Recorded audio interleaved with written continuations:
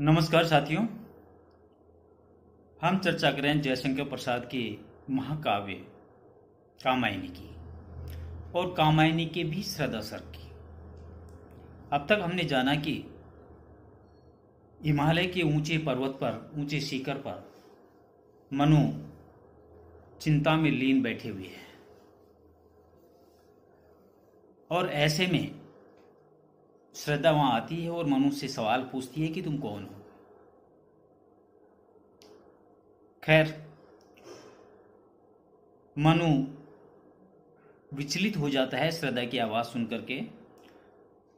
वो विचार करता है, मन ही मन में सोचता है कि ये कौन है, कहां से आई है इस निर्जीव दुनिया में, क्योंकि सब कुछ उथल पुथल हो चुका है, अभी भी कोई प्राणी शेष है। उसके मन में एक आशा का संचार होता है, विचार करता है उसके बारे में, सब तरह से वो सोचता है और सोचता सोचता वो कहता है, जवाब देता है कि मैं तो इस सुनसान जंगल में अकेला हूं, मेरे जीवन का कोई आधार नहीं है, मुझे क्या करना है मुझे कोई अंदाजा नहीं है, मेरा भविष्य क्या होगा मुझे नहीं पता है, मैं अपनी उलझनों के बीच में उलझता चला जा रहा हूं, मुझे जीने का कोई आधार नजर नहीं आता। मैं तो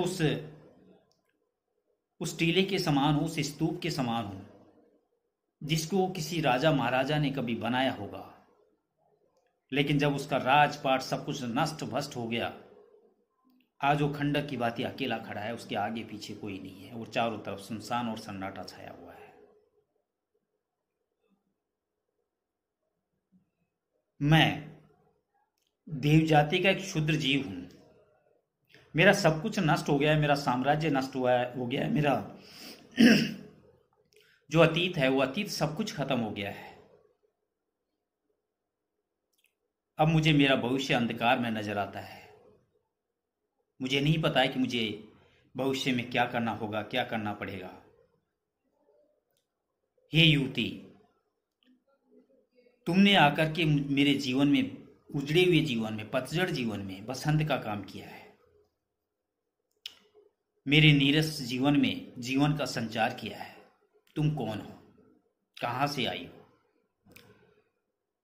जिस प्रकार चारों तरफ अंधकार फैल जाता है और अंधकार में कहीं रोशनी नजर आ जाती है, तुमने मेरे जीवन में उस रोशनी का काम किया है।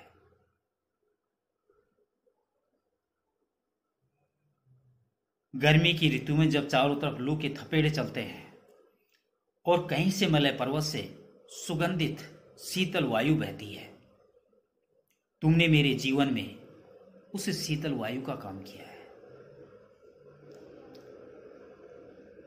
एक नई आशा की किरण के रूप में मनु श्रद्धा को देखता है। अब श्रद्धा मनु के हर सवाल का जवाब देती है, वो अपने आप के बारे में बताती है। लगा कहने आगंतुक व्यक्ति मिटाता उत्कंठा सवेश,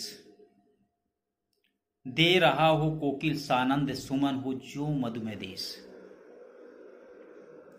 आगंतुक आया हुआ, उत्कंठा उत्सुकता सविशेष पूर्ण रूप से, मधुमेह बसंत के आगमन से और संदेश सूचना। लगा कहने आगंतुक व्यक्ति मिटाता उत्कंठा सवेश, उत्कंठा मनु के हृदय के अंदर जो उत्सुकता व्याप्त है, जो जानना चाहता है उस सुंदरी के बारे में, उस युवती के बारे में कि वो कौन है और कहां से चल करके आई है, और इस तरह कहां से चल करके वो मेरे पास आकर के मेरे मन के भावों को समझ करके ये पूछ रही है कि मैं कौन हूं। वह प्राणी मनु के निकट आकर के खड़ा हो जाता है और मनु के मन में उठने वाली हलचल, उत्कंठा, उत्सुकता को मिटाने के लिए, अपनी बात कहने के लिए शुरू हो जाता है। दे रहा हो कोकिल सानंद सुमन की जो मधुमेह संदेश, और जब अपने मीठी वाणी से वो कुछ बात कहते हैं तो ऐसा लगता है जैसे कोयल प्रसन्न होकर के पुष्प को बसंत के आगमन की सूचना दे रहा हो। उसी प्रकार उसकी वाणी में मनु के आगामी जीवन के सुख की संभावना बताई। मनु जिस दुख और जिस कष्ट और जिस पीड़ा के अंदर अपना जीवन व्यतीत कर रहा था, उथल पुथल के बाद में, सब जगह प्रलय की अवस्था के बाद में, श्रद्धा ने आकर के मनु के जीवन को एक नई ऊंचाइयां दी, नई आशा का संचार किया। ये ठीक उसी प्रकार है जैसे कोई कोयल बोलती है, और कोयल कब बोलती है? तब बसंत ऋतु आती है। और जब बसंत ऋतु कब आती है? जब पुष्प खिलते हैं। तो ऐसा लगता है कि जैसे कोई कोयल अपनी मधुर वाणी से पुष्प को ये संकेत दे रही हो कि बसंत ऋतु का शुभारंभ हो गया है। अर्थात मनु के जीवन में एक नई आशा और नया जीवन, नई उम्मीद की किरण जागृत हो गई है। यहां कोकिल शब्द स्त्रीलिंग है, पर प्रसाद ने अपनी सभी जगह पर, सभी स्थानों पर उसे पुल्लिंग के रूप में संबोधित किया है।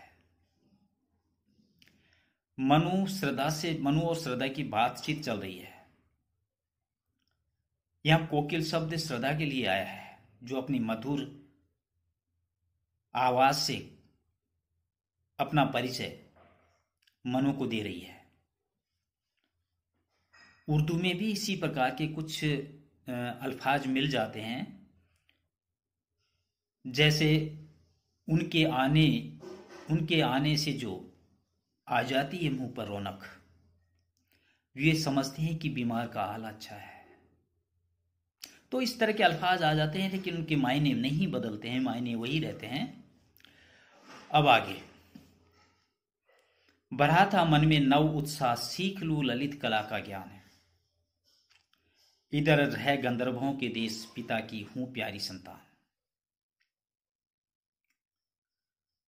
श्रद्धा अपना परिचय मनु को देती है कि वो कौन है, कहां से आई है और यहां किस तरह वो पहुंची है। क्या कहती है? बढ़ा था मन में नव उत्साह, सीख लूं ललित कला का ज्ञान। ललित कला कहते हैं जो विभिन्न प्रकार की कलाएं, मूर्ति कला है, चित्रकला, संगीत कला या भवन निर्माण कला, इन सब के लिए कहा जाता है। श्रद्धा मनु से कहती है कि मैं अपने प्रिय पिता की प्यारी संतान हूं, और मेरे मन में भी ये नवीन इच्छा, एक नवी युवती के मन में जिस तरह की जगती है, मेरे मन में भी एक इच्छा जागृत हुई कि मैं इधर रह गंधर्वों के देश, भरा था मन में नव उत्साह, सीख लूं ललित कला का ज्ञान। कि मेरे मन में भी एक युवती की भांति एक नवीन इच्छा जागृत हुई कि मैं गांधार देश में रहकर विभिन्न ललित कलाओं का अभ्यास करूं, उनके बारे में जानकारी प्राप्त करूं। ऐसा मेरे मन में ये भाव जागृत हुआ। कहने का मतलब है कि श्रद्धा यहां किस तरह पहुंची, उसकी भूमिका बना रही है। मनु के हृदय में उत्सुकता है श्रद्धा के बारे में जानने की, और सबसे अच्छी जो बात मनु के मन में है वो ये है कि वो अपने जीवन को समाप्त हुआ मान चुका था। उसे भविष्य अंधकार में नजर आ रहा था। उसका सुंदर अतीत उसके हाथों से खो चुका था नियति के कर्म से। लेकिन भविष्य में कोई आधार, कोई आशा की किरण उसे नजर नहीं आ रही थी। लेकिन जैसे ही श्रद्धा मनु के सामने उपस्थित हुई, मनु के मन के भाव बदल गए, और वो एक अच्छी वातावरण को लिए हुए जीने की आशा मन में बलवती करते हुए श्रद्धा से उनके आने का कारण और कहां से वो आई है वो पूछने लगा। उन्हें लगा कि मेरा जीवन सिर्फ अकेला मेरा जीवन नहीं है, बल्कि मेरे अलावा और भी हैं जो मेरे दुख में मेरे सुख में मेरा साथ दे सकते हैं। उन्हें उम्मीद थी श्रद्धा से कि ये युवती निश्चित रूप से मेरे दुखों को दूर कर रही है, क्योंकि उसकी मधुर बोली, मधुर बातें मनु के हृदय को लग रही थी। उनके उनके हृदय के अंदर व्याप्त जो पीड़ा थी वो धीरे धीरे कम होती चली जा रही थी। उनका हृदय उत्सुकता,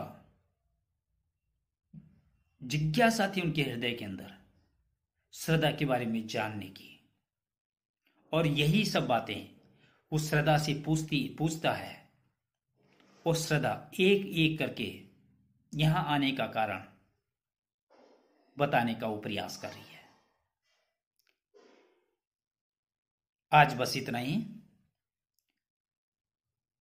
इस कामायनी की श्रद्धा सर्ग की अगली कड़ी में हम इसके आगे की चर्चा करेंगे।